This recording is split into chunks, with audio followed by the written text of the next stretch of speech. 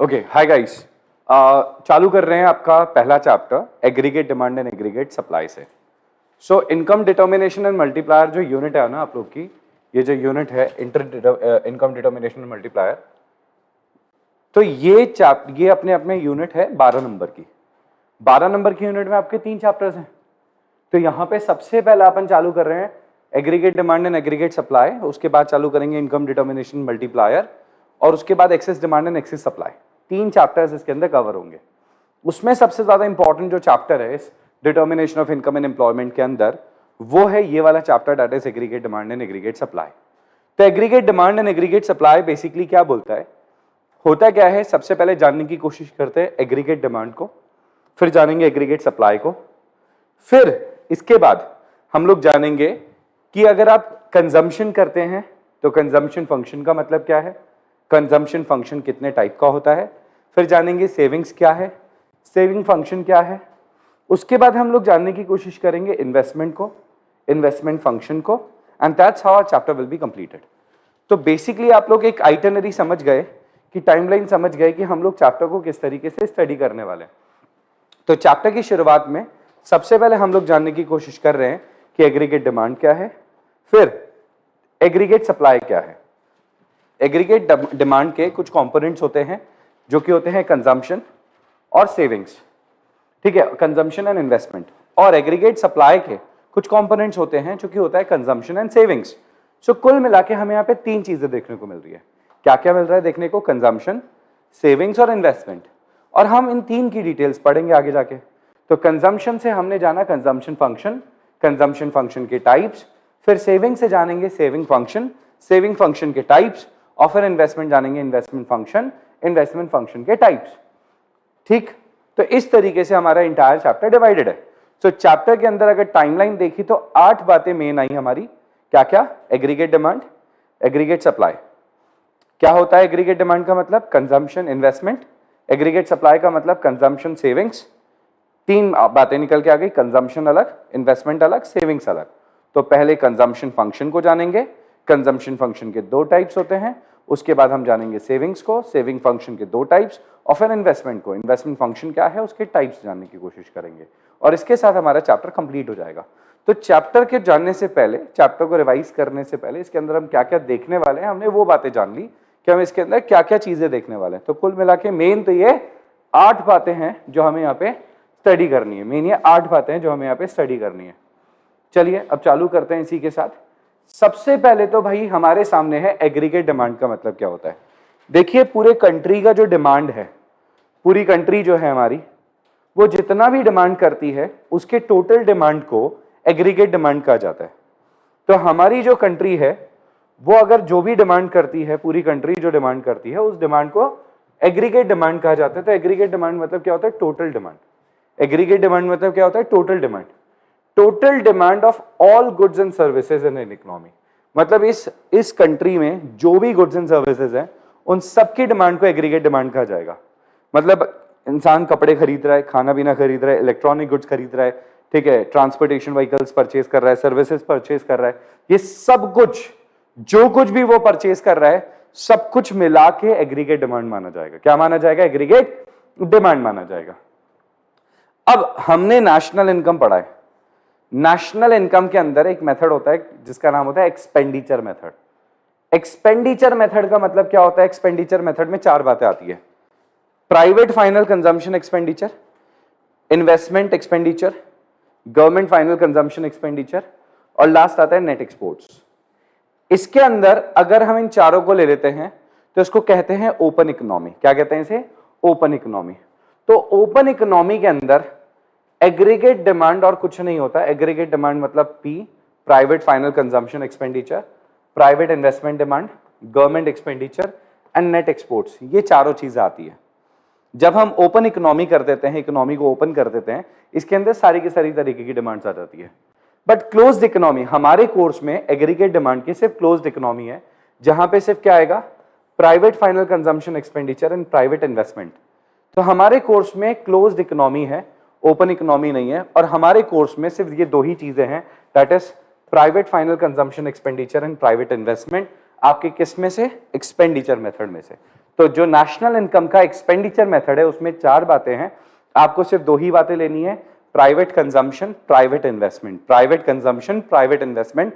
Government and rest of the world को आपको ignore करना है, तो ना तो हम गवर्नमेंट के बारे में बात करेंगे ना ही रेस्ट ऑफ द वर्ल्ड के बारे में। और दूसरी चीज यहाँ पे आप देख सकते हो इन इकोनॉमी, इकोनॉमी मतलब हमारी कंट्री में, हमारी कंट्री में जो गुड्स एंड सर्विसेज की डिमांड हुई है, हमारी कंट्री के अंदर जो गुड्स एंड सर्विसेज की डिमांड हुई है उसके बारे में बात कर रहे हैं। तो नेट एक्सपोर्ट्स तो हम वैसे भी इंक्लूड नहीं करेंगे। तो यानी कि यहां पे सिर्फ प्राइवेट कंजम्पशन है और दूसरा प्राइवेट इन्वेस्टमेंट है। गवर्नमेंट इन्वेस्टमेंट भी नहीं है, कोई और तरीके का इन्वेस्टमेंट भी नहीं है, सिर्फ private consumption and private investment.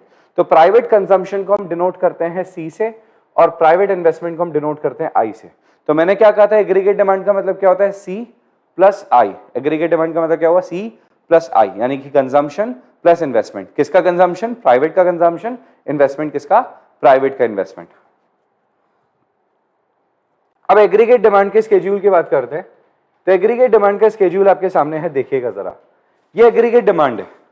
Aggregate demand अभी अभी बताया मैंने आपको, इसका मतलब क्या होता है, कंजम्पशन, और दूसरा इसका मतलब क्या होता है, इन्वेस्टमेंट। तो एग्रीगेट डिमांड में सबसे पहले आपके सामने यहां पे आई इनकम, कि इकोनॉमी में हमारी क्या है, इकोनॉमी में हमारी है कुछ इनकम्स। हम पैसा कमाएंगे और पैसा कमा के क्या होगा, पैसा कमा के हम सर खर्च करेंगे। हम पैसा कमाएंगे और पैसा कमा के क्या करेंगे, ऑब्वियसली पैसा कमा के खर्चा करेंगे। तो जो हमने पैसा कमाया, आप इसके लिए सबसे पहले एक अजम्पशन लीजिए कि एक ऐसी इकोनॉमी है जो नई नई बनी है, एक ऐसी इकोनॉमी है जो बिल्कुल नई बनी है, वहां पे इनकम है बिल्कुल जीरो। क्या है, इनकम है बिल्कुल जीरो। इनकम चाहे जीरो हो, इनकम चाहे कुछ भी ना हो। आज एक एग्जांपल देता हूं मैं आप लोग को, जैसे कि पाकिस्तान की बात करते हैं। पाकिस्तान के साथ क्या हुआ, आपको सबको पता है कि पाकिस्तान की इकोनॉमी एकदम डेवेस्टेट हो चुकी है, खत्म हो चुकी है। पाकिस्तान की इकोनॉमी नेगेटिव है, लोन्स वगैरह मिल नहीं रहे, इतना बुरा हाल है फिलहाल के लिए पाकिस्तान का कि वहां के लोगों को गैस सिलेंडर भी नहीं मिल पा रहे। तो बलून्स के अंदर गैस सिलेंडर की गैस भर भर के लेके जा रहे हैं ताकि घर पे चूल्हा जल सके। इतना बुरा हाल है, खाने को अनाज नहीं है, नौकरियां नहीं है। तो वो इकोनॉमी एकदम जीरो हो चुकी है, एकदम, मतलब इकोनॉमी के अंदर जीडीपी देखी जाए तो बड़ी हालत खराब है उनकी, ठीक है, इनकम्स बहुत ज्यादा कम है। अगर उनकी इकोनॉमी जीरो है, मान लो इकोनॉमी जीरो है, तो भी खाने को तो कुछ चाहिए। इकोनॉमी जीरो हो चाहे कुछ भी हो, कंजम्पशन तो करना पड़ेगा ना भाई, कुछ तो खाने को चाहिए। इमेजिन करो बिना खाए कोई कैसे रह सकता है। बिना खाए आप लोग अगर 4 घंटे भूखे रह जाओ ना, दिमाग थोड़ा खराब हो जाता है आप लोग का भी, इरिटेशन होने लग जाती है, गुस्सा आने लग जाता है। तो भूख कुछ भी करवा सकती है किसी भी इंसान से। सो किसी भी इकोनॉमी के अंदर कोई इनकम हो चाहे नहीं हो, कंजम्पशन तो होगा ही होगा, कंपल्सरी है। कंजम्पशन का होना इज इंपॉर्टेंट एंड कंपल्सरी। तो किसी भी इकोनॉमी की बात करो, जीरो लेवल ऑफ इनकम पे भी कंजम्पशन होता है, एंड जो जीरो लेवल ऑफ इनकम पे कंजम्पशन होता है उसको कहते हैं अपन ऑटोनॉमस कंजम्पशन। क्या कहते हैं उसे, autonomous consumption. Autonomous consumption is a consumption at zero level of income. जो consumption zero level of income पे होता है उसको ऑटोनॉमस कंजम्पशन कहा जाता है। जो consumption zero level of income पे होता है उसको ऑटोनॉमस कंजम्पशन कहा जाता है। ये है आपका इन्वेस्टमेंट। इन्वेस्टमेंट है कितना, 5। इन्वेस्टमेंट क्यों है, किसी भी इकोनॉमी को ग्रो करना है तो ग्रो करने के लिए उसे इन्वेस्टमेंट चाहिए होता है। आज अगर हम बात करें दुबई के बारे में बात करते हैं, let's talk about Dubai. Dubai is one of the fastest growing city in the world. Dubai एक सिटी है, Dubai is not a country, ठीक है, पूरा यूनाइटेड अरब एमिरेट्स है, यूएई का पार्ट है दुबई एक। अब बेसिकली सीन क्या है कि दुबई काफी जल्दी डेवलप हुआ। 1980s में दुबई ऑलमोस्ट, ऐसा मान के चलिए कि जितना आज है उसका 10% भी नहीं था, 5% भी नहीं था। और आज आप देख सकते हैं Dubai is one of the most premium city in the world, जिसको एवरीबडी वांट्स टू विजिट, कि यार एक बार तो घूम के आए। अब ये क्यों हुआ, इसका सबसे बड़ा रीजन है इन्वेस्टमेंट।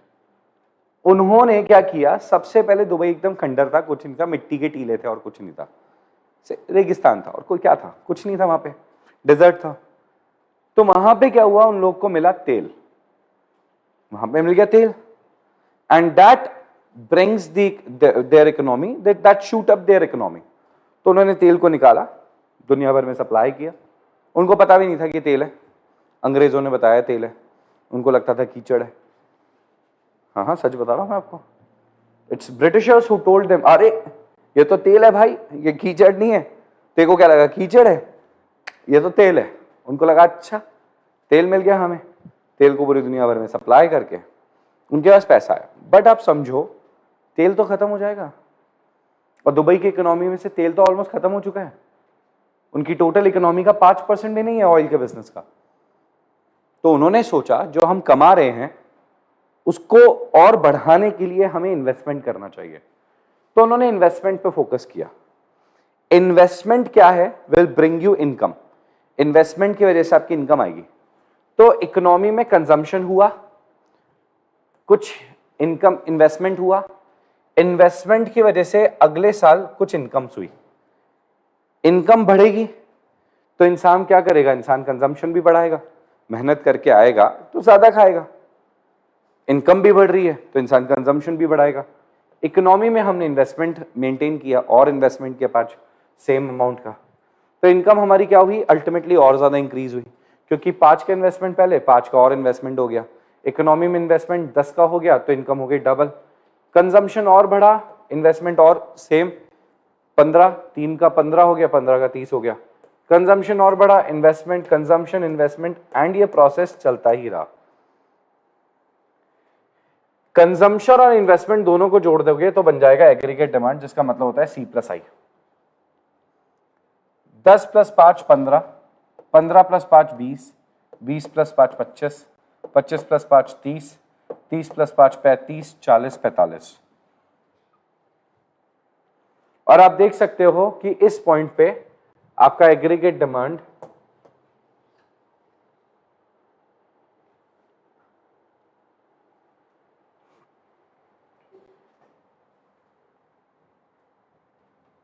ठीक है, यहां तक आ गया।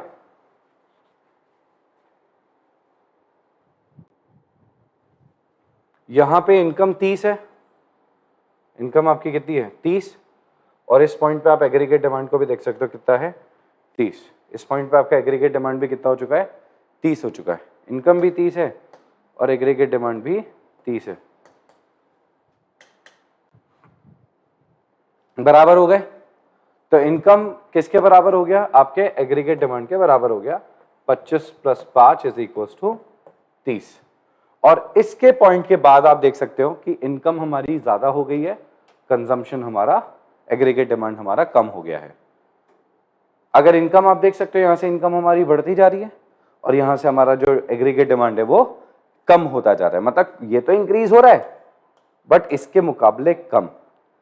तो कंट्री के पास सरप्लस बचेगा और कंट्री सेविंग्स करेगी। क्या करेगी, सेविंग्स करेगी। तो what is more important, savings और investment? Initially investment is important so that you can earn more. अगर आप पैसा बचाते जाओगे तो उसकी वैल्यू खत्म होती जाएगी, क्योंकि इन्फ्लेशन है।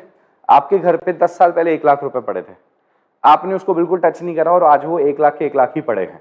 अगर आपने उसे प्रॉपर तरीके से अच्छी जगह पे इन्वेस्ट कर दिया होता तो 1 लाख के नहीं करके भी 2 से 3 लाख तो बन जाते हैं। तो इन्वेस्टमेंट का क्या आता है, रिटर्न आता। आपने म्यूचुअल फंड में इन्वेस्ट किया होता है, 1 लाख के 1,15,000 होते, फिर अगले साल आपको 1,15,000 के ऊपर कमाई मिलती, फिर जो इनकम आती फिर उसके ऊपर आपको इनकम मिलती। तो अगर 15% रिटर्न भी अगर आप निकालते हो 10 साल पे तो शायद आपके 2-2.5 लाख रुपए तो कम से कम बन जाते, ये मिनिमम। 1-1 लाख रुपए में पहले कई सालों पहले जमीनें मिल जाती थी, 1-1 लाख रुपए की जमीनें करोड़ों की हो गई। तो ये क्या है, ये शो करता है कि इनकम जो है उसका एक पार्ट इन्वेस्ट होना चाहिए, इन्वेस्टमेंट होगा तो रिटर्न भी अच्छे आएंगे। यहां पे एग्रीगेट डिमांड के कर्व की बात करते हैं अपन। इन्वेस्टमेंट हमारा सेम है, ऑटोनॉमस रहेगा, इन्वेस्टमेंट में कोई चेंजेस नहीं है। तो आप देख सकते हो कि इन्वेस्टमेंट जो है वो एकदम सेम जा रहा है, इन्वेस्टमेंट के अंदर कोई चेंजेस नहीं आ रहे हैं। तो इन्वेस्टमेंट का पोर्शन हो गया ये आप देख सकते हैं, दिस होल शोज व्हाट, ये पूरा का पूरा आपका इन्वेस्टमेंट शो करता है।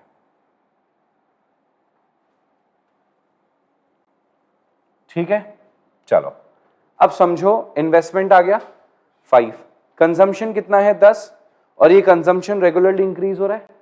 तो ये जो पार्ट है ये पूरा का पूरा आपका कंजम्पशन पार्ट है। This whole is denoted by consumption, ये पूरा का पूरा कंजम्पशन है। अभी जो कंजम्पशन है ना ये पूरा है, दिस होल इज कंजम्पशन, ये पूरा का पूरा कंजम्पशन है। मतलब ये इन्वेस्टमेंट वाला जो लाइन है वो भी इसी के अंदर इंक्लूड हो जाता है। तो आप देख सकते हैं पूरा का पूरा कंजम्पशन से डिनोट होता है। और तीसरे में हम बात कर रहे हैं किसके बारे में, एग्रीगेट डिमांड के बारे में। तो एग्रीगेट डिमांड का मतलब होता है कंजम्पशन प्लस इन्वेस्टमेंट। किसके बारे में बात कर रहे हैं, consumption plus investment. So aggregate demand मतलब ये पूरा पोर्शन, ये पूरा का पूरा portion, this whole portion will be called as aggregate demand. This whole portion will be called as aggregate demand. इस पूरे पोर्शन को एग्रीगेट डिमांड बोला जाएगा। तो इस तरीके से अपन देख सकते हैं कि एक एक करके अपन ने क्या किया, लेवल को इंक्रीज करने की कोशिश करी एक एक करके। ये पहला पार्ट क्या हो गया, सिर्फ इन्वेस्टमेंट। ये होल पार्ट क्या हो गया, कंजम्पशन। और ये होल पार्ट क्या हो गया, ठीक है, aggregate demand, that is investment plus, ठीक है, I plus C plus I, that is aggregate demand. यहां पे आप देख सकते हो कि ये जो दोनों है ना, एग्रीगेट डिमांड और कंजम्पशन आपस में पैरेलल चल रही है। ये कंजम्पशन फंक्शन, ये कंजम्पशन कर्व था और आपस में ये क्या है, पैरेलल है। इसके पैरेलल होने के पीछे का रीजन है इन्वेस्टमेंट।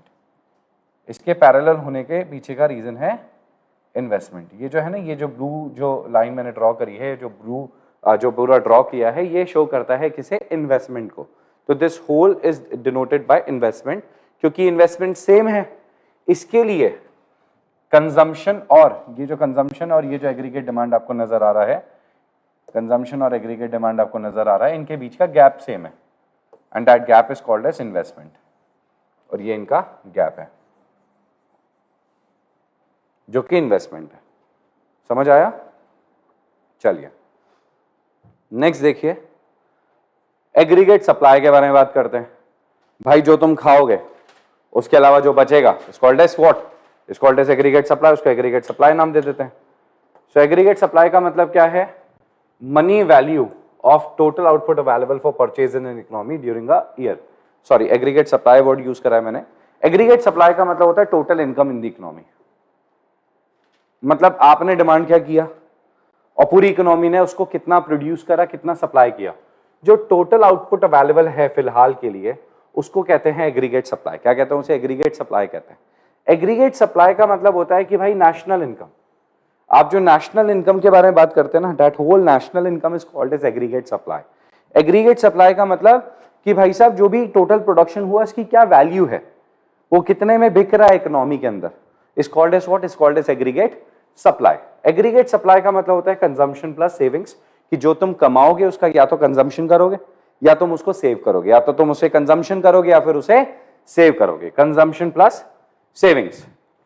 एग्रीगेट सप्लाई का स्केड्यूल अगर अपन देखते हैं, जैसा अपन ने पिछला देखा था वैसा से ही कुछ स्केड्यूल है हमारे सामने। तो भैया जो आपने कमाया ये आपका लेवल ऑफ एम्प्लॉयमेंट है, लोगों को नौकरी दी, ठीक है, लोगों ने आके काम किया, आउटपुट प्रोड्यूस किया। इकोनॉमी में पहले आउटपुट बना 0, फिर 10, 20, 30, 40, 50 और 60। इकोनॉमी ने धीरे धीरे ग्रोथ दिखाई। ग्रोथ जैसे जैसे इकोनॉमी दिखाती जाएगी, आप कंजम्पशन में ग्रोथ दिखाते जाएंगे, क्योंकि एक आदमी कंज्यूम करता है तो दूसरे की इनकम जनरेट होती है, तो कंजम्पशन से इनकम जनरेट होती है और इन्वेस्टमेंट से भी इनकम जनरेट होती है। बस इन्वेस्टमेंट आपका सेम रहता है, इनकम जनरेट होती जाती है, लगातार इनकम जनरेट करता है। कंजम्पशन एक बार इनकम जनरेट करता है, कंजम्पशन एक बार इनकम जनरेट करेगा, इन्वेस्टमेंट लगातार इनकम जनरेट करेगा। एग्जांपल देता हूं, अभी वो कियारा आडवाणी और ठीक है सिद्धार्थ मल्होत्रा की शादी हुई, ठीक। जो कियारा आडवाणी है और Isha Ambani, they are like best of friends since childhood. दोनों ने सेम स्कूल में पढ़ाई करी, स्कूल भी अंबानी इसका, धीरूभाई अंबानी इंटरनेशनल स्कूल, उसी में दोनों ने पढ़ाई करी। दोनों बचपन से साथ हैं, दोनों बेस्ट फ्रेंड्स हैं। अभी रिसेंटली आपको पता है इनकी शादी हुई है, तो इनकी शादी हुई, तो इनकी शादी में तो बेस्ट फ्रेंड तो आती, तो ईशा अंबानी आई। गिफ्ट बता देता हूं मैं आप लोगों को इनका। गिफ्ट ये है कि दोनों को, सिद्धार्थ मल्होत्रा एंड कियारा आडवाणी, दोनों को इन्होंने रिलायंस ट्रेंड्स का ब्रांड एम्बेसडर बना दिया, ठीक। शादी में कुछ गिफ्ट देते थे, let's say expensive car, Rolls Royce दे दी। शादी में इन्होंने लेट से 3-4 करोड़ का गिफ्ट दे दिया, क्योंकि अंबानी है। लिफाफे में 1100 रुपए तो देखे जाएंगे नहीं, चलो यार 2100 दे जाते, अच्छा चलो ठीक है यार, बड़ी जगह 11,000 देते, बचपन की दोस्त है 21,000 देते। ये तो अंबानी इस पे सूट नहीं करेगा ना यार, हाँ ऐसा अंबानी से एक्सपेक्ट नहीं कर सकते। तो वो लोग क्या करके गए, अब वो लोग रोल्स रॉयस देते, लेट से बचपन की दोस्त है, एक्सपेंसिव गिफ्ट्स दे रही है, रोल्स रॉयस दे देते 3-4 करोड़ की, तो वो क्या है, खर्चा खत्म। बट उन्होंने क्या करा, उन्होंने इसकी जगह ऐसा गिफ्ट दिया जिनको सालों साल कमा के लाके देता रहेगा। तो भैया एक तरीके का इन्वेस्टमेंट लाके दे दिया इनको। तो इन्वेस्टमेंट क्या है, इन्वेस्टमेंट जो आपको कमा के देता रहेगा।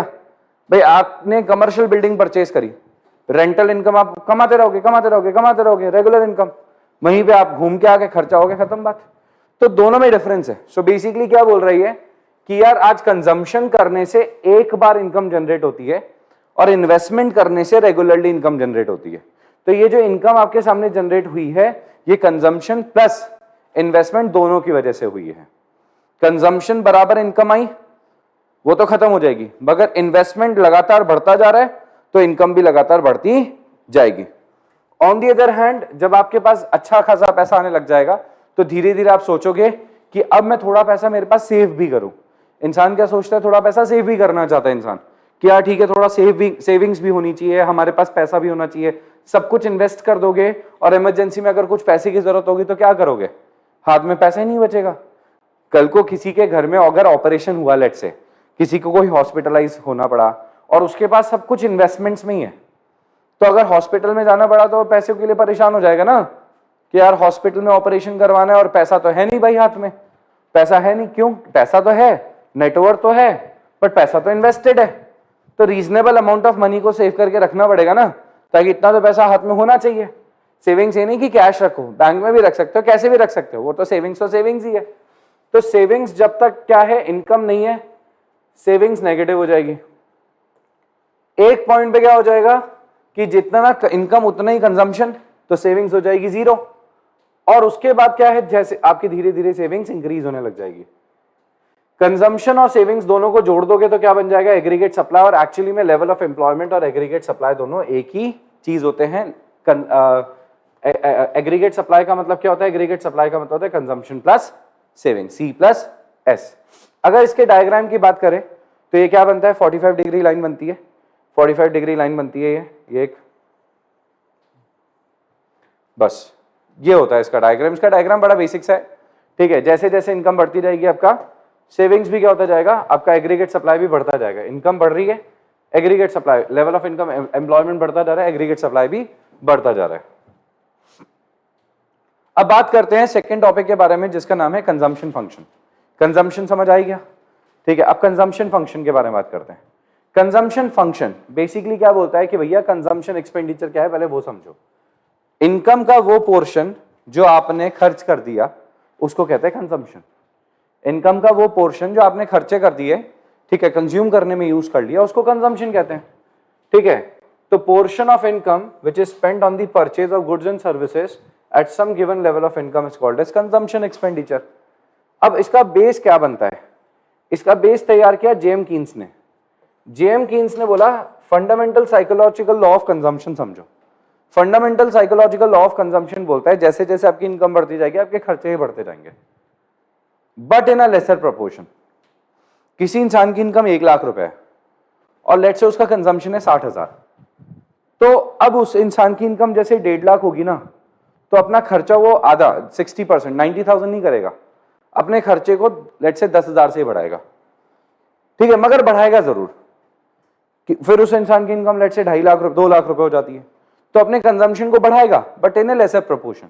हर इंसान की टेंडेंसी होती है कि वो अपना लिविंग स्टैंडर्ड, जिसे अपन स्टैंडर्ड ऑफ लिविंग कहते हैं, अपने खर्चे को बढ़ाते ही बढ़ाता है, और वो नहीं बढ़ाएगा तो इन्फ्लेशन बढ़वा देगा।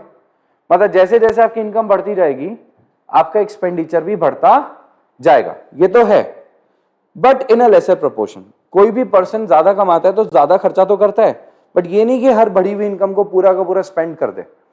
बढ़ी हुई इनकम को स्पेंड कर देगा तो इन्वेस्ट कहां से करेगा, सेव कैसे करेगा, सेविंग्स को इकट्ठा कैसे करेगा। तो कोई भी इंसान क्या करता है, अपनी इनकम को बढ़ाता है, जैसे इनकम बढ़ती है बढ़ी हुई इनकम का एक पोर्शन स्पेंड कर देता है। आप लोग सारी चीजें छोड़ो, आप लोग अपने बचपन से देख लो अपने आप को, ठीक है। आप लोगों ने ऑब्जर्व करा होगा कि बचपन में हो सकता है आपके पास कार नहीं हो या छोटी गाड़ी हो, अब आप लोगों ने उससे बेटर कार परचेज कर ली, ठीक है।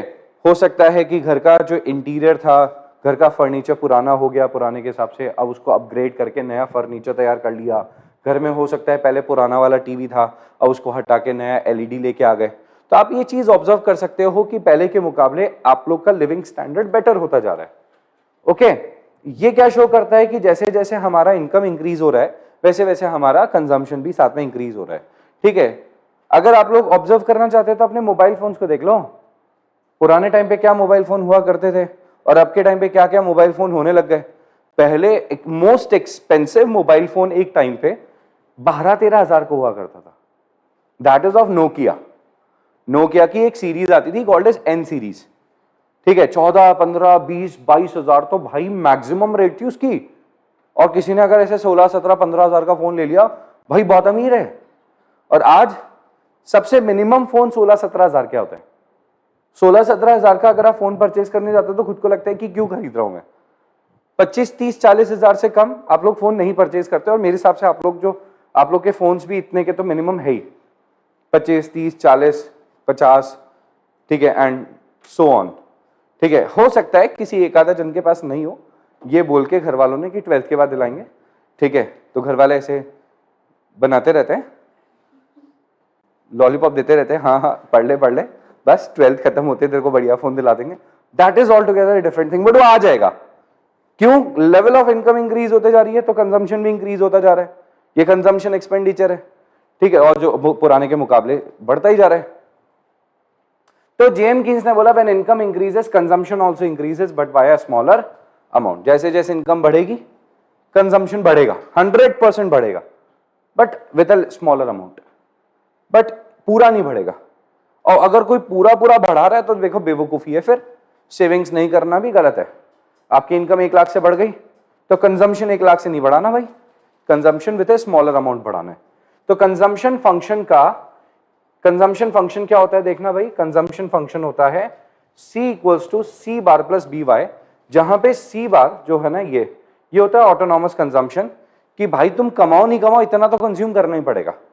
तुम्हारी इनकम अगर 0 भी होगी तो ये तो मिनिमम कंजम्पशन है। और बी वाई का मतलब होता है बढ़ी हुई इनकम का कितना परसेंट तुम खर्च करोगे, बढ़ी हुई इनकम का कितना परसेंट तुम खर्च करोगे। यानी कि कंजम्पशन का मतलब क्या हो गया भाई, कंजम्पशन का मतलब हो गया कि मैं इतना तो खाऊंगा ही खाऊंगा, ये तो मेरे को जिंदा रहने के लिए चाहिए, प्लस मेरी इनकम जब बढ़ेगी ना तो उसका इतना परसेंट और मैं कंज्यूम करूंगा, मेरी इनकम जो बढ़ेगी उसका इतना परसेंट और कंज्यूम करूंगा। इसको कहते हैं कंजम्पशन फंक्शन। एग्जाम्पल के तौर पे एक इंसान के फैमिली में 4 लोग हैं, वो बोलता है कि भाई अगर मैं कुछ भी नहीं कमाता, मान लो भीख मांग के भी खाऊंगा, उधार लेके भी खाऊंगा, कैसे भी खाऊं मैं, मगर मिनिमम 4 लोग की फैमिली को महीना भर अनाज मिल जाए, खाना मिल जाए, कम से कम बेसिक, उसके लिए तो मेरे को 4,000 रुपए खर्च करने के लिए चाहिए।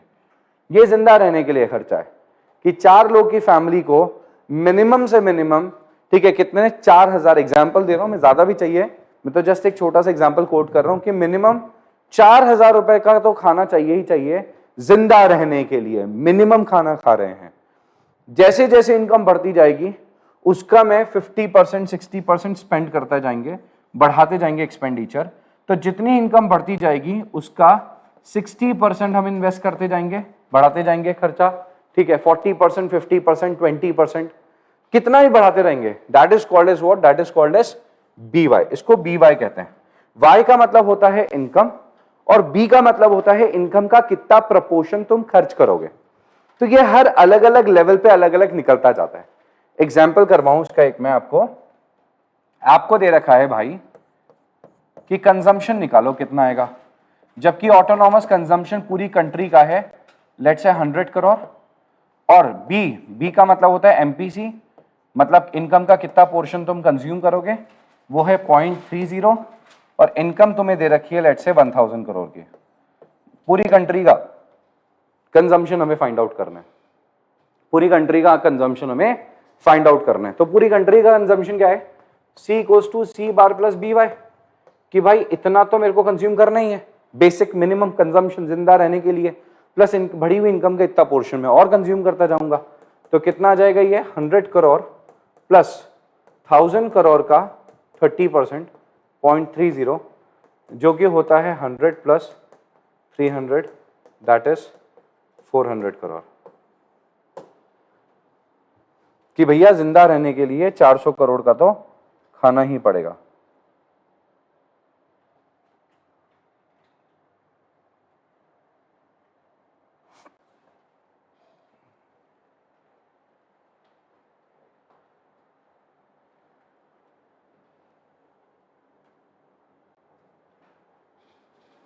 बोलिए, आगे समझ में? इसको क्या कहते हैं? इसको कहते हैं कंजम्पशन फंक्शन। अब देखिए कंजम्पशन फंक्शन, कंजम्पशन फंक्शन को समझने के लिए सबसे पहले समझेंगे कंजम्पशन स्केड्यूल, कि भाई कंजम्पशन स्केड्यूल क्या शो करता है। तो देखिए ये शो करता है, ये आपकी इनकम है, इनकम आपकी बढ़ती जा रही है, मिनिमम कंजम्पशन हमने अज्यूम कर लिया 15, मतलब एक कंट्री को चलाने के लिए मिनिमम 15 करोड़ चाहिए, ऐसा अजम्पशन लिया 15 करोड़ तो चाहिए चाहिए। इनकम है 0, कंट्री को चलाने के लिए लेट्स से 15 करोड़ चाहिए, तो कंट्री कहीं से उधार लेके आए, कुछ भी करे, कंट्री ने कहीं से उधार लिया। मैं इमेजिन कर रहा हूं कि आप आपको एक पूरा का पूरा एक कंट्री दे दिया चलाने के लिए, आपका वो खुद का कंट्री है, आप उस कंट्री के किंग हैं, राजा हैं, आपकी ही कंट्री है। अब आपकी कंट्री के पास कुछ भी नहीं है, सिर्फ आप लोग के पास प्रजा है, कुछ नहीं है, तो आपको क्या करना पड़ेगा? कंट्री से, कंट्री को चलाने के लिए वर्ल्ड बैंक, आसपास के नेबरिंग कंट्री से लोन लिया, आप लोगों ने लोन लिया, अनाज लिया, इस तरीके की चीजें आपने बोरो करी। मिनिमम 15 करोड़ तो चाहिए आपको कंट्री को चलाने के लिए, ठीक है? इनकम है नहीं तो एक्स्ट्रा कंजम्पशन कुछ होगा नहीं, तो 15 करोड़ में आपने अपना खर्चा चलाया। फिर आपने क्या किया? क्योंकि आपने इन्वेस्टमेंट किया था, उधारी ली, थोड़ा सा अनाज वनाज उगाया, इन्वेस्टमेंट किया, इन्वेस्टमेंट करके आपकी इनकम बढ़ गई 10 करोड़ की, मिनिमम 15 करोड़ तो खाने को चाहिए ही चाहिए, क्योंकि इनकम बढ़ी है और हमने अजम्पशन किया है कि बढ़ी हुई इनकम का 50% आप खाओगे, बढ़ी हुई इनकम का 50%, तो 10 करोड़ का 50% हम कितना खाएंगे? 5 करोड़, बढ़ी हुई इनकम का 20 करोड़ का 10 करोड़, 30 का 15 खाएंगे और 40 का 20 खाएंगे। टोटल कितना कंजम्पशन किया आपने? 15 तो करना ही करना है, 0 और किया तो 15 हुआ, 15 तो करना ही करना है, 5 और किया तो 20 हो गया, 15 तो करना ही करना है हर कंडीशन में, 10 तो 25, 15 15 30, 15 और 20 35। अब देख सकते हो कि एक टाइम के बाद आपकी इनकम हो गई ज्यादा और आपका कंजम्पशन हो गया कंपैरेटिवली कम, तो इसका मतलब अब आपने सेविंग्स करना चालू कर दिया।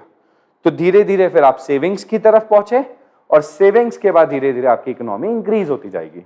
ऐसे इकोनॉमी इंक्रीज होती है, ऐसे इकोनॉमी बनती है। कोई भी इंसान जो होता है, जैसे कहते हैं ना कि यार इसने तो स्क्रैच से पैसा कमाया, 0 से पैसा कमाया, तो ऐसे ही बढ़ता है, ऐसे ही ग्रो करता है। आज आप धीरूभाई अंबानी की बात करो, चाहे मुकेश अंबानी की बात करो, चाहे किसी की बात करो, कोई भी अगर पर्सन ग्रो करता है, अडानी ने बिजनेस ग्रो किया, किसी ने भी बिजनेस ग्रो किया है, ठीक है, अगर आप इनफैक्ट अपने पेरेंट्स की बात करो तो वो लोग भी इसी तरीके से काम करते हैं कि बेसिक कंजम्पशन तो चाहिए ही चाहिए, ठीक, उसके बाद जो वो कमाएंगे उसका एक परसेंटेज, एक स्पेसिफाइड परसेंटेज वो खर्च कर देंगे, बट वो पूरी इनकम कभी खर्च नहीं करेंगे, क्योंकि उनका आपको आगे का भी सोचना है, उनका आपकी पढ़ाइयों का भी सोचना है, ठीक है, आपके फ्यूचर का भी सोचना है, तो पूरा खर्चा नहीं करते। अब जरा बात करते हैं कंजम्पशन कर्व के बारे में। इनकम कर्व बन गया ये वाला, this is your income curve, ये जो आप देख रहे हैं ना, ये आपका इनकम कर्व है, और यहां पे सिर्फ एक चीज आई है, दैट इज कंजम्पशन। कंजम्पशन क्या है? ऊपर से चालू होता है, जो हमने उसमें एग्रीगेट डिमांड में भी देखा था, तो यहां से आपका कंजम्पशन चालू हो गया, जो आप देख सकते हैं। जिस पॉइंट पे कंजम्पशन और इनकम मिल रहा है उस पॉइंट पे आपकी है 0 सेविंग्स, इसको कहते हैं अपन बीईपी पॉइंट, जो कि हमारे केस में 20-20-30 ये पॉइंट है। इनकम और कंजम्पशन दोनों 30-30 हो गई, तो इनकम और कंजम्पशन 30-30 हो गई, तो इस पॉइंट पे तो बीईपी बन गया। इसके नीचे आप देख सकते हो कि इनकम कम है, कंजम्पशन ज्यादा है, इनकम कम कंजम्पशन ज्यादा किसको शो करता है? डिस सेविंग्स, मतलब उधारी, क्या आपने उधार लिया। और इसके बियॉन्ड आप देख सकते हो सेविंग्स, मतलब अब आप इतना कमाने लग गए कि आप पैसा सेव करने लग गए, तो यहाँ पे नीचे इनकम, इधर कंजम्पशन, ऊपर देखो यहां से धीरे धीरे क्या होता जा रहा है, इनकम भी इंक्रीज होती जा रही है, यहां से कंजम्पशन एक पॉइंट के बाद कम हो गया, इनकम बढ़ गई, कंजम्पशन कम हो गया। जहां पे इनकम ज्यादा कंजम्पशन नीचे, मतलब Y income is greater than consumption, वहां पे होगी सेविंग्स। और यहां पे देखो इनकम नीचे कंजम्पशन ऊपर, तो यहां पे क्या होगी, dissavings. Income is lesser than consumption, ठीक है, तो क्या हो जाएगी, डिस सेविंग्स। ये 0 से लेकर जो सी है ये शो करता है ऑटोनॉमस कंजम्पशन, कि जिंदा रहने के लिए इतना तो खाना ही पड़ेगा, बेसिक कंजम्पशन इतना तो होगा ही होगा, हर कंडीशन में जिंदा रहने के लिए इतना तो खाना ही पड़ेगा, बरोबर। अब नेक्स्ट आता है आपका, कंजम्पशन के दो हिस्से होते हैं, कंजम्पशन फंक्शन के दो हिस्से होते हैं।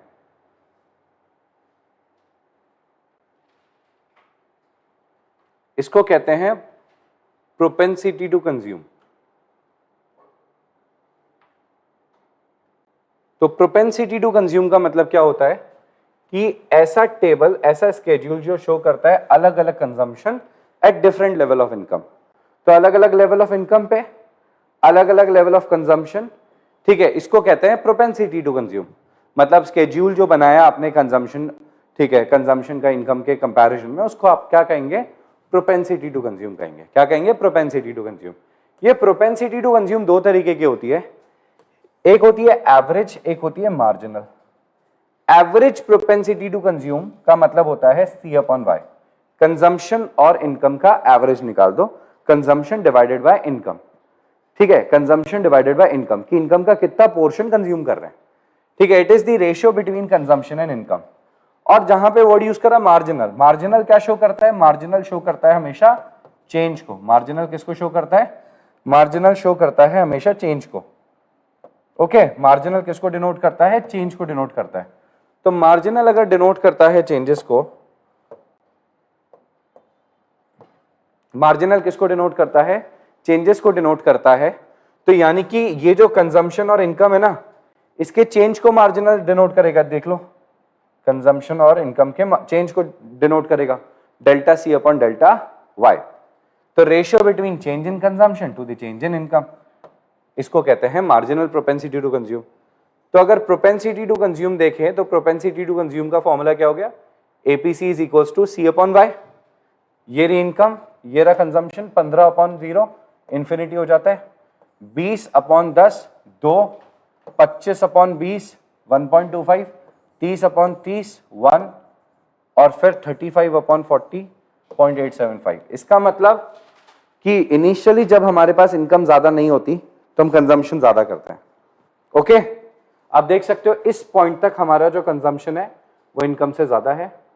इस पॉइंट पे ये पहला हिस्सा हो गया जहां पे क्या है, एपीसी ग्रेटर देन 1 है, यहां पे क्या है, एपीसी बराबर है 1 के, और यहां पे है एपीसी लेसर देन 1,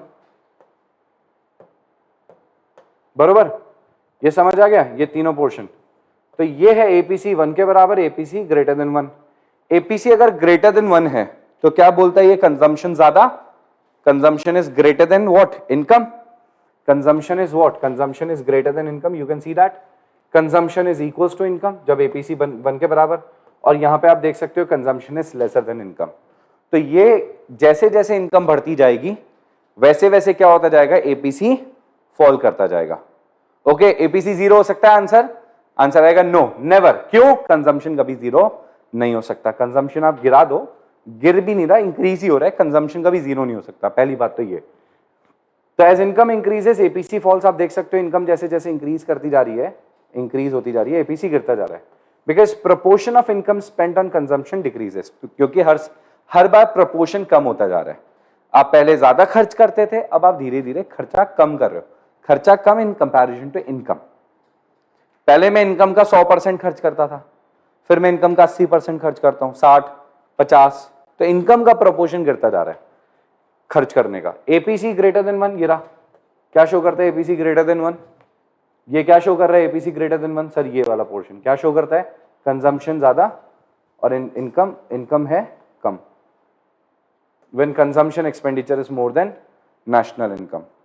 एपीसी 1 क्या शो करता है, एपीसी 1 बराबर है ना दोनों, देखो अब ये देखो, ये क्या शो कर रहा है,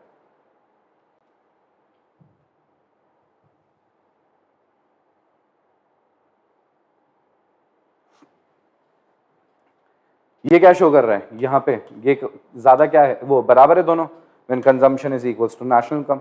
और एपीसी लेस देन 1 जब कंजम्पशन क्या है, कम हो जाए, और इनकम ज्यादा, when consumption expenditure is less than national income.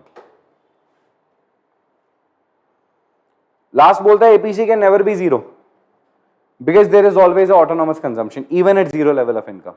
तुम्हारी इनकम जीरो हो जाएगी ना, तो भी तुम्हारा कुछ ना कुछ तो कंजम्पशन रहेगा, ऑटोनॉमस कंजम्पशन तो रहेगा, कभी भी ये जीरो नहीं हो सकता। सेविंग जीरो हो सकती है, हाँ सेविंग्स तो तुमने सब खा लिया, 100 रुपए कमाए 100 रुपए खर्च, सेविंग जीरो, बट खर्च तो करने ही पड़ेंगे। नेक्स्ट अपन बात करते हैं एमपीसी के बारे में, इनकम कंजम्पशन, और ये क्या बात करते हैं, change in income. Change in income इससे आ गया, चेंज इन कंजम्पशन इससे आ गया। तो इनकम कितनी चेंज हो रही है आपकी, 10 10 10 10 10। कंजम्पशन कितने से चेंज हो रहा है, 5 5 5 5 5, यानी कि इनकम का कितना परसेंट खर्च कर रहे हैं, 0.5। बढ़ी हुई इनकम का 0.5 खर्च करना है, बढ़ी हुई इनकम का 0.5 खर्च करना है। भाई 5/10 कितना होता है, 0.5, 5/10 कितना हो जाएगा, 0.5, 5/10 कितना हो जाएगा, 0.5 हर बार। तो एमपीसी सेम है आपका, आपने डिसाइड करा है जिंदगी में बढ़ी हुई इनकम का 50% में खर्च करूंगा, मेरी जितनी से इनकम बढ़ेगी उसका 50% में अपना लाइफस्टाइल बेटर करने में यूज करूंगा। इसकी फीचर्स क्या हैं, the value of MPC always lies between 0 and 1, हमेशा इसकी वैल्यू किसके बीच में होती है, 0 एंड 1। सर क्यों, क्योंकि बढ़ी हुई इनकम का एक पर्टिकुलर पोर्शन आप खर्च करोगे। अब किसी इंसान की इनकम 1 लाख से 2 लाख हो गई, पहले वो खर्च करता था 1 लाख जब कमाता था तो 60,000 खर्च करता था, अब वो बोलता है कि मैं 2 लाख कमाता हूं तो मैं 50,000 खर्च करूंगा। हो सकता है क्या ऐसा, कोई इंसान इनकम बढ़ने पे कंजम्पशन थोड़ी कम करेगा, बढ़ाएगा ना। मान लो एक एग्जांपल देता हूं कि आपके फादर का प्रमोशन हुआ, जॉब करते हैं वो, लेट से उनका प्रमोशन हुआ, उन्होंने बताया नहीं आपको। लेट से उनकी सैलरी थी 80,000 रुपये महीना, से उनकी सैलरी हो गई 1 लाख रुपए, और उन्होंने इसके बारे में आपको बताया नहीं। 16-20,000 जो एक्स्ट्रा है पूरा का पूरा सेव कर लिया, बढ़िया, कर सकते हैं। अगर ऐसा कभी किया, if entire additional income is saved, तो एमपीसी क्या हो जाएगा, 0। लेट से इमेजिन करो आप जॉब करने गए, आपने बढ़िया क्वालिफिकेशन ले ली, आप जॉब करने गए, आपकी सैलरी है 1 लाख रुपए महीना, अब इंक्रीमेंट होकर आपको 30,000 का इंक्रीमेंट मिल गया। कितने का इंक्रीमेंट मिल गया, 30,000 का इंक्रीमेंट मिल गया, 30,000 का आपको इंक्रीमेंट मिल गया। अब आपकी सैलरी कितनी हो गई, 1,30,000। पहले जो आप पीजी में रहते थे, पहले आप पीजी का किराया था आपका, लेट से पीजी का किराया था 10,000 रुपए। अब आपने कहा ना, नो पीजी, मैं कहाँ रहूंगा, फ्लैट चाहिए मुझे मेरा, ठीक, तो आपने फ्लैट ले लिया। फ्लैट लिया थोड़ा सा दूर, फ्लैट कितने का, 30,000 का, 30,000 रुपये महीने का फ्लैट ले लिया। अब वहां से यहां तक ऑफिस तक आने में आपके 10,000 का पेट्रोल लग जाता है। कितने का पेट्रोल लग जाता है, 10,000 का पेट्रोल लग जाता है। तो आपका 10,000 से खर्चा कम हुआ, 40,000 से बढ़ गया, इनकम भी 30,000 से बढ़ी थी, तो जितना कमाया पूरा खर्च, जितना एडिशनल कमाया पूरा खर्च। तो if entire additional income is consumed, MPC will be 1, बरोबर। एडिशनल इनकम जो कमाई, सब खर्च, जो एक्स्ट्रा आया सब स्पेंड कर दिया आपने, ओके। तो वैल्यू ऑफ एमपीसी हमेशा किसके बीच में रहती है, 0 से 1 के बीच में रहती है। या तो आप पूरा सेव कर लोगे या पूरा खर्च कर दोगे, यही काम कर सकते हो, ठीक है, और या इनके इन बिटवीन रहोगे। जनरली लोग क्या करते हैं, इन बिटवीन रहते हैं। सर किसी ने ज्यादा, यार एक्सेप्शनल बातें ना करो, साइकोलॉजिकल लॉ के बारे में बात करो, इन जनरल बात करो। ज्यादातर लोग क्या करते हैं वो बात करो, तुक की बात करो। एक्सेप्शनली तो कुछ भी हो सकता है। वो बंदे ने क्या किया, अपना पीजी चेंज करके फ्लैट में रहने चला गया, ठीक है, और फ्लैट में, ठीक है, अब इलेक्ट्रिसिटी का खर्चा बढ़ गया, उसका पानी का खर्चा बढ़ गया, लेट से एसी वेसी लगा लिया उसने, नई टीवी ले आया।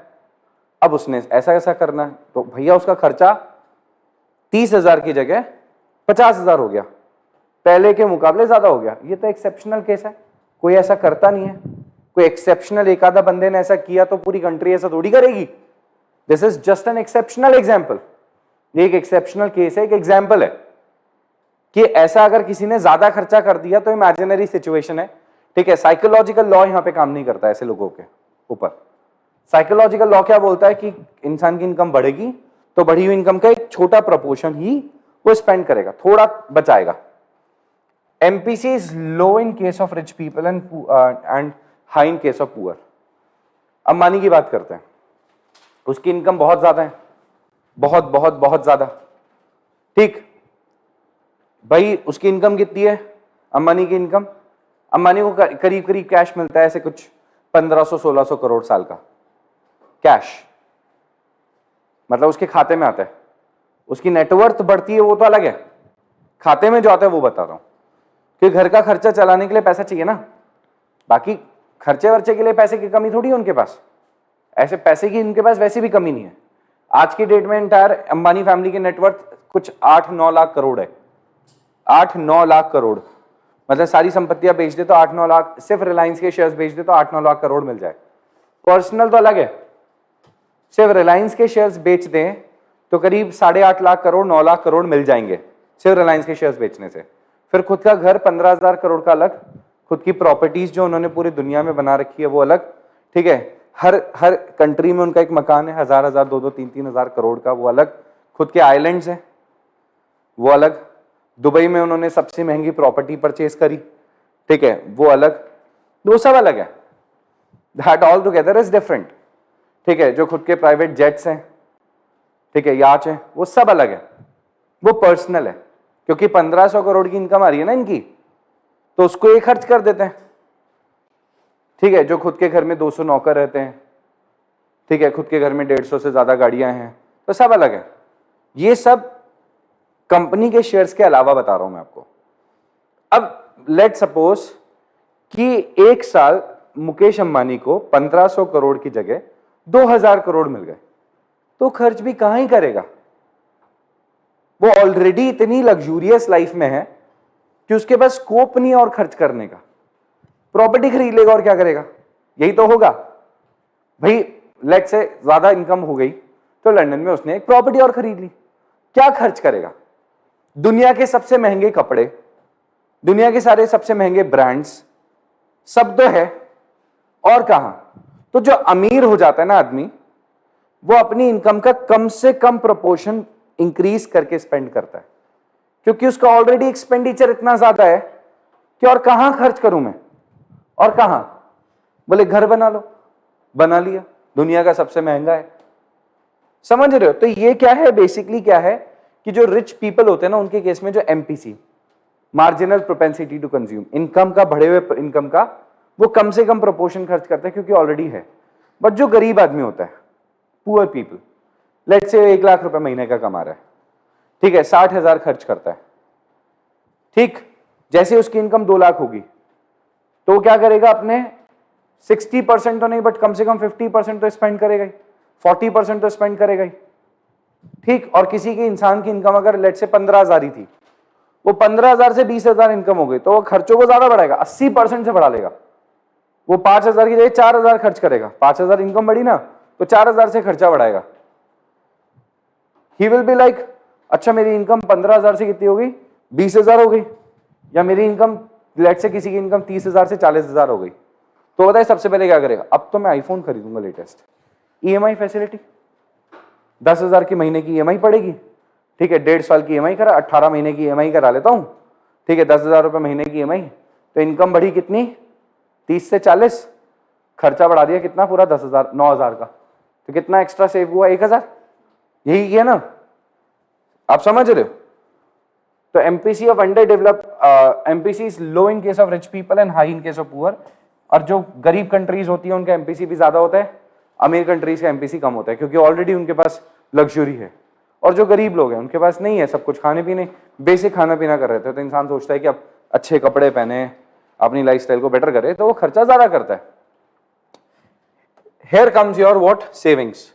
Saving function. सेविंग फंक्शन क्या है, इनकम का वो पोर्शन इनकम का वो पोर्शन जो उसने खर्च नहीं करा उसको सेविंग्स कहते हैं। इनकम का वो पोर्शन जो उसने खर्च नहीं करा उसको सेविंग्स कहते हैं। सेविंग फंक्शन मतलब, ठीक है, सेविंग फंक्शन जो है वो कंजम्पशन फंक्शन से सिमिलर ही है, उसी से सेविंग फंक्शन की इक्वेशन बनती है। कंजम्पशन फंक्शन का फॉर्मूला क्या था भाई?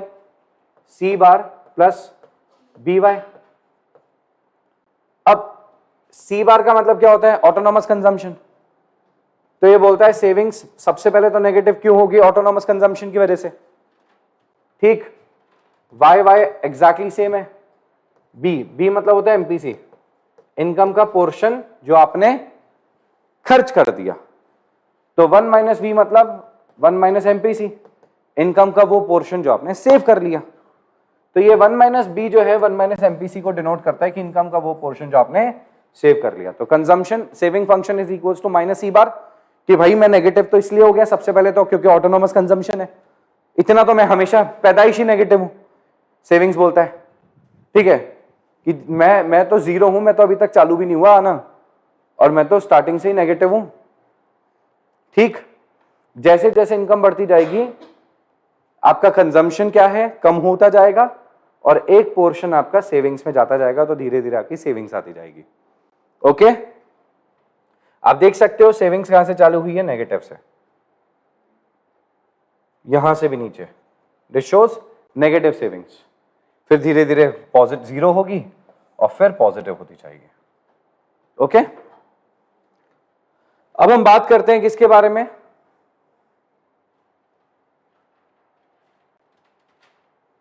प्रोपेंसिटी टू सेव, मतलब वही सेम जैसे प्रोपेंसिटी टू कंज्यूम था ना, टेबल जो शो करती है अलग अलग लेवल ऑफ इनकम पे अलग अलग लेवल ऑफ कंजम्पशन, वैसे टेबल जो शो करती है अलग अलग लेवल ऑफ इनकम पे अलग अलग लेवल ऑफ सेविंग्स।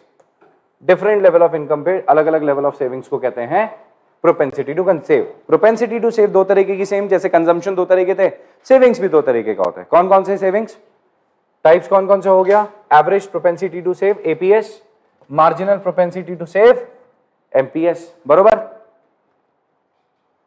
एपीएस मतलब एवरेज प्रोपेंसिटी टू सेव मतलब ratio of savings and income, APS is equals to S upon Y, savings upon income का प्रोपोर्शन इज कॉल्ड एस, ठीक है, एपीएस। अब जरा इसका स्केड्यूल और फीचर्स देखते हैं। इनकम, ठीक, बढ़ती जा रही है, सेविंग्स नेगेटिव से पॉजिटिव होता जा रहा है, तो यानी कि एपीएस जो है वो आप देख सकते हो नेगेटिव से चालू हो रहा है। किससे चालू हो रहा है? नेगेटिव से चालू हो रहा है, और नेगेटिव से चालू होते धीरे धीरे किस पे आ रहा है? Positive pay. फीचर्स क्या है? As, S income increases APS also increases. Done. जैसे जैसे इनकम बढ़ती जा रही है सेविंग्स भी बढ़ती जा रही है, एपीएस भी बढ़ता जा रहा है। APS can B negative when APC is greater than 1। APS कब नेगेटिव होता है? जब कंजम्पशन ज्यादा है, कंजम्पशन इनकम से भी ज्यादा है, तो एपीएस नेगेटिव हो जाएगा। APS can be 0 when APC is equals to 1। APC मतलब जितना कमाया उतना खर्च कर दिया, तो जितना कमाया उतना खर्च कर दिया, तो बाकी तो क्या हो जाएगा? एपीएस, ठीक है, 0 हो जाएगा, क्योंकि कुछ बचा है नहीं। APS can never be more than 1, ये 1 से ज्यादा नहीं हो सकता। क्यों? मैंने अभी अभी आपको समझाया। भाई तुम 100 रुपए कमा रहे हो, इमेजिनरी सिचुएशन में चलो अज्यूम करते हैं कि तुम 100 कमा रहे हो, तो तुम 100 बचा सकते हो, वो तो पॉसिबल भी नहीं है, ठीक है। इमेजिन करो 100 कमा के 100 बचाना किसी भी कंडीशन में पॉसिबल नहीं है, और 100 कमा के 110 बचाना तो वैसे भी नहीं हो सकता, ठीक। फिर तो ग्रेटर देन 1 तो इमेजिनरी भी नहीं हो सकता। 100 कमा के कोई 110 कैसे बचा सकता है भाई? Because savings can never be equal to और मोर देन इनकम। ना तो ये बराबर हो सकता है और ना ही ये ज्यादा हो सकता है। बराबर भी नहीं हो सकता, ज्यादा भी नहीं हो सकता। इसके पीछे का रीजन बताओगे? बराबर क्यों नहीं हो सकता भाई? ज्यादा तो छोड़ो, ज्यादा तो हो ही नहीं सकता, बराबर क्यों नहीं हो सकता? Why savings can never be equals to your income? Autonomous consumption, very good, wonderful. एक शब्द autonomous consumption, that's it. क्योंकि जीरो लेवल ऑफ इनकम पे ऑटोनॉमस कंजम्पशन तो होगा ही होगा, तो ये तो है ही। Ratio of change in savings और चेंज इन इनकम को क्या कहते हैं? एमपीएस। भाई मार्जिनल मतलब चेंज, तो सेम ये चीज, बस चेंज को ले लो, यानी कि delta S upon delta Y. अब यही सेम एग्जांपल अपन ने उठाया, सेम एग्जांपल मतलब स्केड्यूल तो यही है, बस इसके चेंज को ऑब्जर्व करना है कितने का चेंज है? 10 10 10 10। कितने का चेंज है? 555। तो एमपीएस कितना हो गया? 0.5। मतलब बढ़ी हुई इनकम का 50% सेव करते हो। मतलब अगर आपकी इनकम 1 लाख से 2 लाख हो गई तो अब आप क्या करोगे? 50,000 खाओगे, 50,000 एडिशनल 50,000 खाओगे, एडिशनल 50,000 सेव करोगे। ओके, अब इसके कुछ फीचर्स होते हैं। Value of MPS is always lies between 0 and 1। आपकी इनकम बढ़ी 1 लाख से, आप सेविंग्स या तो पूरा का पूरा अगर पैसा आपने सेव कर लिया 1 लाख का 1 लाख, जो कि मैंने कहा पापा ने बताया नहीं, आप उनकी इनकम बढ़ी, सैलरी बढ़ी, उन्होंने बताया नहीं, सब कुछ सेव, तो उस कंडीशन में एमपीएस सेविंग्स कितनी हो जाएगी? 1। एडिशनल इनकम पूरी की पूरी खर्च, तो ये एमपीएस कितना हो जाएगा? 0। जनरली लोग ऐसा नहीं करते, कमाते हैं उसका थोड़ा सा प्रोपोर्शन तो स्पेंड करते हैं, तो ये हमेशा 0 से 1 के बीच में होता है। पूरी की पूरी इनकम सेव करने का मतलब एमपीएस इज इक्वल टू 1। पूरी की पूरी इनकम कंज्यूम करने का मतलब MPS is equal to 0। MPS किस केस में हाई होता है? अमीरों के केस में कि गरीबों के केस में? अमीर इंसान ज्यादा सेव करता है कि गरीब इंसान? अमीर इंसान यार, ऑब्वियसली अमीर इंसान ज्यादा सेव करेगा क्योंकि उसके पास ऑलरेडी लग्जरी है, उसके पास ऑलरेडी लग्जरी है, तो अमीर इंसान ज्यादा सेव करेगा। और गरीब इंसान क्या करेगा? लग्जरी की तरफ जाने की कोशिश करेगा, ठीक है, तो वो ज्यादा खर्च करेगा। तो MPS is high in case of rich people and low in case of poor. और अमीर कंट्री, डेवलप कंट्री का एमपीएस क्या होता है? कम, जो ज्यादा, और अंडर डेवलप कंट्री और डेवलपिंग कंट्री का एमपीएस होता है, ठीक है, कम, क्योंकि वो क्या करते हैं? ज्यादा स्पेंड करते हैं। आप इंडिया को देखो, इंडिया के अंदर क्या है? इंडिया के अंदर एमपीएस बढ़ता जा रहा है, सॉरी कम होता जा रहा है। एमपीएस जो है ना इंडिया के अंदर कम होता जा रहा है, मार्जिनल प्रोपेंसिटी टू सेव, क्योंकि लोग क्या है, लोगों को क्या है? लग्जूरियस लाइफ चाहिए। अब क्या चाहिए? Luxurious life. तो क्योंकि लोगों को लग्जूरियस लाइफ चाहिए, क्योंकि लोगों को ज्यादा से ज्यादा लग्जूरियस लाइफ चाहिए, तो लोगों का लाइफस्टाइल चेंज होता जा रहा है। पहले के लोग क्या करते थे पता है? पहले के लोग सिर्फ सेव करते थे, बताते नहीं थे किसी को। पहले के लोगों की कहावत थी कि खाना भी खाओ ना तो छुपा के खाओ, कि थाली में कितना घी है सामने वाले को पता नहीं लगना चाहिए। ऐसे कहावतें दादी बताती थी। और अब थाली में अगर घी है, थाली में अगर घी है, सबको पहले दिखाते हैं अरे कितना है घी। मतलब शो ऑफ वाली लाइफ कंपैरेटिवली पुराने टाइम के मुकाबले अब ज्यादा हो गई है। पहले के टाइम पे इतना लोग शो ऑफ नहीं करते थे, पैसा होता था छुपा के रखते थे। और अभी थोड़ा भी पैसा होता है ना इंसान के पास, मैं आपको बता रहा हूं, ऐसे आजकल ऐसे बच्चे कमाते कुछ नहीं है, बट खर्चा उनको सारे करने होते हैं। भाई मैं तो देखता ही हूं ना, मैं तो कितने सारे स्टूडेंट्स को देख रहा हूं, कुछ नहीं कमा रहे, कुछ नहीं कमा रहे, मतलब कितने सारे लोग हैं जो जानकार में हैं, 10 20 25 50 हजार कमा रहे हैं और खर्चे दुनिया भर के पाल रखे हैं। और कई लोग आपको देखने को मिलेंगे, कई लोग मेरे ऐसे दोस्त भी हैं जो इतना ज्यादा कमाते हैं, महीने का 10 10 20 20 लाख कमा रहे हैं वो, और इतना लो प्रोफाइल रहते हैं, पता नहीं चलेगा आपको। One of my friend is there, उनकी इनकम ना करके मिनिमम 10 से 20 लाख के बीच में है महीने की, मिनिमम इनकम, मिनिमम बता रहा हूं मैं, ठीक है। 8 लाख का टैक्स है उनका महीने का, महीने का टैक्स है, एडवांस टैक्स देता है 8 लाख रुपए का। उनका हाईएस्ट पेड एम्प्लॉय जो है ना, उसकी सैलरी करीब 1 लाख रुपए, जो 1 लाख की सैलरी पे करते हैं अपने एम्प्लॉइज को, अपने मैनेजर्स को, तो 8 से 10 लाख, 10 से 20 लाख के बीच में तो कमाती हैं, साल का 2-2.5 करोड़ रुपए कमाते हैं। भाई लुक एट देम, उनकी इतना लो प्रोफाइल रहते, इतना लो प्रोफाइल, लोकल ब्रांड पहनेगा वो कपड़ों में, ठीक है, कोई से ब्रांड के जूते पहन लेगा, है ना, कोई से ब्रांड की वो हवाई वाली चप्पल होती है 40-50 रुपए वाली, वो पहन के घूम लेगा, ठीक है। मतलब इंडिया के बाहर खर्चा ज्यादा करते हैं वो लोग, ठीक, इंडिया के बाहर कोई जानता नहीं है ना उनको, इंडिया के अंदर खर्च नहीं करेगा आदमी, ठीक है। इंडिया के अंदर घर में कौन सी गाड़ी है, तो ऐसे 6-7 है घर में, एक भी ढंग की गाड़ी नहीं है। हाईएस्ट गाड़ी कौन सी है? होंडा सिटी, हाईएस्ट कार कौन सी? होंडा सिटी, ठीक है। मर्सिडीज जब बोलो तब कैश में खरीद सकते हैं 4, जब बोलो तब नहीं, एकदम लो प्रोफाइल। क्यों? क्योंकि, और हाँ, हर साल एक आधा फैक्ट्री चालू कर देते हैं, हर साल एक आधा कोई ना कोई फैक्ट्री चालू कर देते हैं जरूर, कोई बड़ी प्रॉपर्टी ले लेते हैं, कोई फैक्ट्री चालू कर देते हैं, मगर बिल्कुल दिखाते किसी को नहीं है, पता ही नहीं चलता। और वो कितने सारे ज्वेलरी वालों से ज्यादा कमाते होंगे, बट मैं कल की बात है, एक ज्वेलरी की दुकान पे गया है ना, मेरे को कुछ गोल्ड का कुछ लेना था, तो उस बंदे ने सोने का कड़ा, सोने की इतनी मोटी चेन, घड़ी, उस पे डायमंड्स लग रहे, फोन पे डायमंड्स लग रहे, इतनी बड़ी बड़ी अंगूठियां पहन रखी हैं। उसके शोरूम से ज्यादा, उसके ऑब्वियसली उससे ज्यादा कौन कमाता है? मेरा वो दोस्त कमाता है, बट इसने अपने आप को कितना ज्यादा शो कर रखा है। एंड लुक एट देम, एकदम लो प्रोफाइल। मैंने जब फैक्ट्री देखी ना तब मेरा दिमाग घूमा था। मैंने कहा भाई ये तेरी फैक्ट्री है? बोले हाँ, ये वाली, ये वाली, ये वाली और पीछे भी 4 है। मैं कहा ठीक है भाई, मैं मेरे को नौकरी दे दे तू यार। चलो डन, यहां तक समझ आ गया? ठीक है, अब आपका आता है इन्वेस्टमेंट।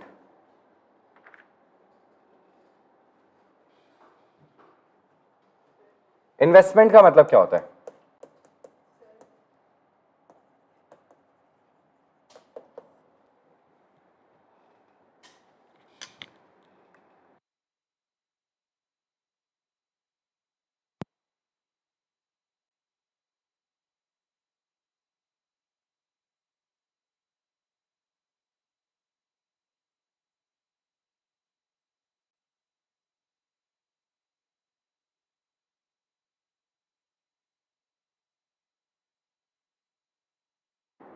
इन्वेस्टमेंट के बारे में बात कर रहे हैं हम लोग। इन्वेस्टमेंट क्या है? Creation of asset. Creation of what? Creation of asset. Investment का मतलब होता है क्रिएशन ऑफ एसेट। एसेट को क्रिएट करना जो आपको फ्यूचर तक कमा के लाके दे। क्या लाके दे? फ्यूचर तक कमा के लाके दे। इसको कहते हैं इन्वेस्टमेंट। इसको कहते हैं इन्वेस्टमेंट। कैपिटल एसेट क्रिएट करना, land and building, plant and machinery, capital asset create करने को क्या कहते हैं? कैपिटल एसेट क्रिएट करने को कहते हैं अपन इन्वेस्टमेंट। क्या कहते हैं? कैपिटल एसेट क्रिएट करने को इन्वेस्टमेंट कहते हैं। ठीक है, creation of asset, capital asset create करने को इन्वेस्टमेंट कहते हैं। अब ये जो इन्वेस्टमेंट होता है ना भैया, 2 तरीके का होता है। एक होता है induced investment. Induced investment, induced investment. Induced investment का मतलब होता है जो इन्वेस्टमेंट आप कर रहे हो, क्यों? क्योंकि आपको दिख रही है इसके लिए इनकम। जैसे जैसे आपकी इनकम बढ़ती जाएगी आपका इन्वेस्टमेंट बढ़ता जाएगा। इनकम बढ़ती जाएगी, इन्वेस्टमेंट बढ़ता जाएगा। इनकम कम होती जाएगी, वहां से आप इन्वेस्टमेंट को कम कर दोगे। इसको कहते हैं इंड्यूस्ड इन्वेस्टमेंट। क्या कहते हैं इसे? Induced investment. जो प्राइवेट एंटरप्राइजेस होती है, प्राइवेट एंटरप्रेन्योर्स होते हैं, वो लोग इंड्यूस्ड इन्वेस्टमेंट करते हैं। वो लोग ऐसी जगह देखते हैं जहां पे उनकी इनकम बढ़ रही है, तो जैसे जैसे इनकम बढ़ रही है तो वो अपने इन्वेस्टमेंट को क्या करते जाते हैं? बढ़ाते जाते हैं। जैसे जैसे इनकम उनकी बढ़ती जाएगी, इन्वेस्टमेंट को बढ़ाते जाएंगे। ऐसी जगह पे इन्वेस्ट करेंगे जहां पे उनको दिख रहा है कि इनकी इनकम क्या होती जा रही है? इंक्रीज होती जा रही है। अब जैसे एक एग्जांपल दूं, हुआ ये, आपको पता है हिंडनबर्ग की रिपोर्ट आई, उससे पहले अडानी का शेयर बढ़ता जा रहा था, बढ़ता जा रहा था, बढ़ता जा रहा था। लोग इन्वेस्ट करते जा रहे थे, करते जा रहे थे। रिपोर्ट आती, क्या हुआ? शेयर गिरता गया, गिरता गया, गिरता गया, क्योंकि लोगों को इंटरेस्ट नहीं लगा, तो लोगों ने शेयर्स बेचे, बेचे, बेचे, इन्वेस्टमेंट कम किया, कम किया, कम किया, शेयर का भाव गिर गया। सो जहां पे आपको लगता है कि इनकम बढ़ेगी, वहां पे आप इन्वेस्टमेंट बढ़ाओगे। इनकम लगेगा कम होगी, तो वहां पे इन्वेस्टमेंट आप नहीं करोगे। तो इनकम को सोचते हुए, कमाइयों को सोचते हुए जो इन्वेस्टमेंट होता है उसको कहते हैं इंड्यूस्ड इन्वेस्टमेंट। मगर जो गवर्नमेंट है हमारी, जो हमारी गवर्नमेंट है, वो हमारी करती है ऑटोनॉमस इन्वेस्टमेंट। ये ऑटोनॉमस इन्वेस्टमेंट जो होता है ना, वो इनकम को सोचते हुए नहीं किया जाता, देश के डेवलपमेंट को सोचते हुए किया जाता है। यहां पे इनकम के बारे में नहीं सोचा जाता। ये सरकार सिर्फ ये सोचती है कि जो इन्वेस्टमेंट है वो इसलिए होना चाहिए ताकि लोगों के लिए जॉब्स क्रिएट होती रहे।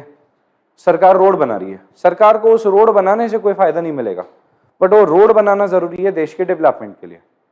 वो रोड बनेगी, वहां पे दुकानें आएगी, प्राइवेट लोग क्या करेंगे? वहां पे इन्वेस्टमेंट करेंगे। तो कंट्री में अगर ऑटोनॉमस इन्वेस्टमेंट बढ़ेगा तो साथ में इंड्यूस इन्वेस्टमेंट भी बढ़ेगा। इंड्यूस इन्वेस्टमेंट कौन करता है? प्राइवेट एंटरप्रेन्योर्स, प्राइवेट लोग। सरकार भी करती है, बट जहां पे कमाई के लिए करे जाते हैं उसको इंड्यूस कहा जाता है।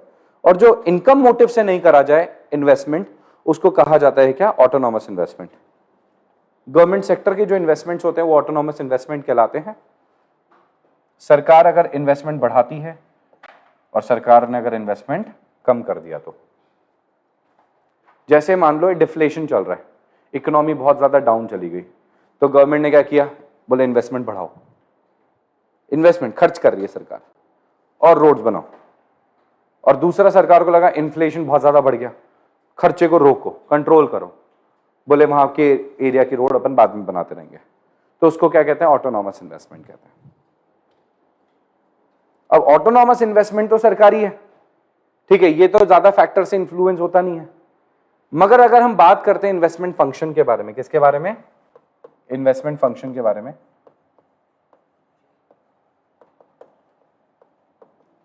इन्वेस्टमेंट फंक्शन के बारे में, तो इन्वेस्टमेंट जो है वो क्या है, दो चीजों से जुड़ा हुआ होता है। इन्वेस्टमेंट जो होता है वो दो चीजों की वजह से होता है। Investment is because of two things, is functionally related to rate and MEI।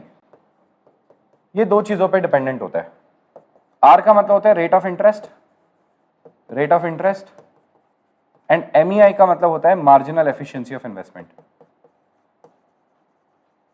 Marginal efficiency, marginal efficiency of investment,